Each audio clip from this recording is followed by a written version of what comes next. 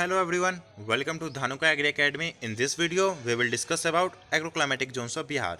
बिहार के कृषि जलवायु क्षेत्र के बारे में इस वीडियो में हम लोग डिस्कस करने जा रहे हैं. एग्रोक्लाइमेटिक जोन्स के बारे में सब ब्रीफ में हम लोग जान लेते हैं. कृषि जलवायु क्षेत्र किस बेसिस पे क्लासीफाई होता है. Agroclimatic zones are classified on the basis of criteria of homogeneity in agro characteristic such as rainfall, temperature, soil, topography, water resources and cropping system. Planning commission ने इंडिया को टोटल 15 एग्रोक्लाइमेटिक जोन्स में classify किया है. उन 15 में से जो आपको बिहार है वो आता है मिडिल गैंगेटिक प्लेन में, इंपॉर्टेंट है. अब बिहार में मेनली आपको 4 तरह के एग्रोक्लाइमेटिक जोन्स हैं. एग्रोक्लाइमेटिक जोन 1 जिसे आप नॉर्दर्न वेस्ट कहते हैं, मतलब उत्तरी पश्चिम. एग्रोक्लाइमेटिक जोन 2 नॉर्दर्न ईस्ट, उत्तरी पूर्व. Agroclimatic zone 3A southern east, दक्षिणी पूर्व. Agroclimatic zone 3B southern west, मतलब दक्षिणी पश्चिम. तो बिहार में टोटल 4 तरह के एग्रोक्लाइमेटिक जोन हो गए. कहीं कहीं पे आपको 3 भी दिखेगा क्योंकि उसमें 3A और 3B दोनों कंबाइनली स्टडी करने को मिलेगा, सिर्फ 3 के अंदर, साउदर्न ईस्ट एंड वेस्ट. ये आपको बिहार का मैप है. यहाँ पे आपको डिफरेंट कलर से शेडेड हैं डिफरेंट एग्रोक्लाइमेटिक जोन्स. ये मैप अगर आपको थोड़ा सा ध्यान में रहेगा तो आपको डिस्ट्रिक्ट्स याद करने की ज़रूरत नहीं पड़ेगी.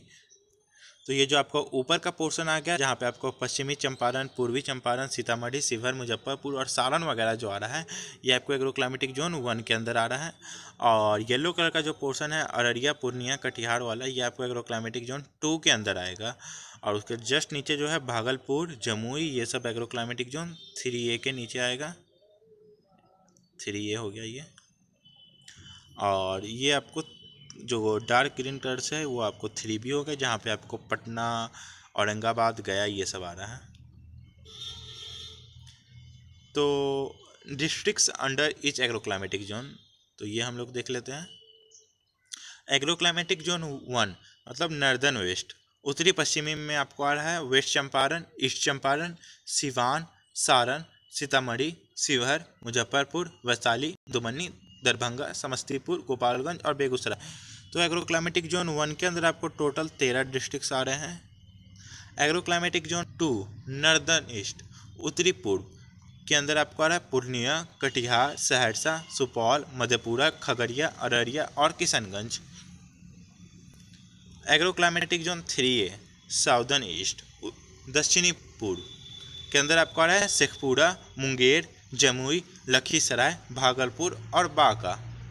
Agroclimatic zone 3B southern west मतलब दक्षिण पश्चिम के अंदर आपको आ रहा है रोहतास, भोजपुर, बक्सर, भभुआ, अरवल, पटना, नालंदा, नवादा, जहानाबाद, औरंगाबाद और गया. तो आपको जो पटना है एग्रोक्लाइमेटिक जोन 3B के अंदर आ रहा है, ये आप थोड़ा ध्यान में रखिएगा. ये कुछ फिजियोग्राफिकल फीचर्स है सारे एग्रोक्लाइमेटिक जोन से, इसे हम लोग थोड़ा देख लेते हैं.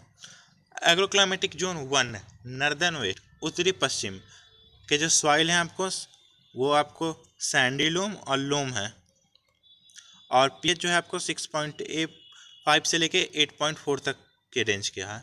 और टोटल रेनफॉल जो है आपको यहाँ पे 1020 से लेके 1450 mm तक, और एवरेज जो हो गया आपको 1245 हो गया एग्रोक्लाइमेटिक जोन 1 का rainfall.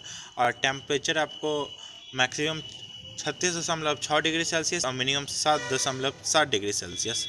Agroclimatic zone 2 northern east, उत्तरी पूर्व का जो सॉइल हो गया आपको सैंडी लोम, क्ले लोम.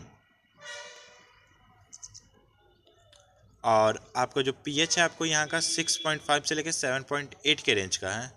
और आपका जो टोटल रेनफॉल है आपको 1200 mm से लेकर 1700 mm तक है. और टेम्परेचर जो वेरी करता है आपको 33.8 डिग्री सेल्सियस से लेकर 8.8 डिग्री सेल्सियस तक. एग्रोक्लाइमेटिक जोन 3 इसमें 3A और 3B दोनों कंबाइनली है, साउदर्न ईस्ट एंड वेस्ट, दक्षिणी पूर्व और पश्चिम. इसके जो सॉइल हो गया आपको सैंडी लोम, क्ले लोम और क्ले. पीएच का जो रेंज है आपको 6.8 से लेकर 8.0 तक है. और टोटल रेनफॉल आपको 900 mm से लेके 1240 mm तक है. और टेम्परेचर जो है आपको यहाँ पे मैक्सिमम 37.1 डिग्री सेल्सियस और मिनिमम जो है आपको 7.8 डिग्री सेल्सियस. तो आप एक चीज़ ध्यान पे रखिए, यहाँ पे जो आपको मैक्सिमम रेनफॉल है वो एग्रो क्लाइमेटिक जोन 2 में आ रहा है, नॉर्दर्न ईस्ट उत्तरी पूर्व में आपको मैक्सिमम रेनफॉल, और मिनिमम रेनफॉल आपको एग्रो क्लाइमेटिक जोन 3 में 1115 mm। इस वीडियो में इतना ही। अगर आपको कोई भी कमेंट है, डाउट है, तो आप नीचे कमेंट बॉक्स में पूछ लीजिए। Thank you.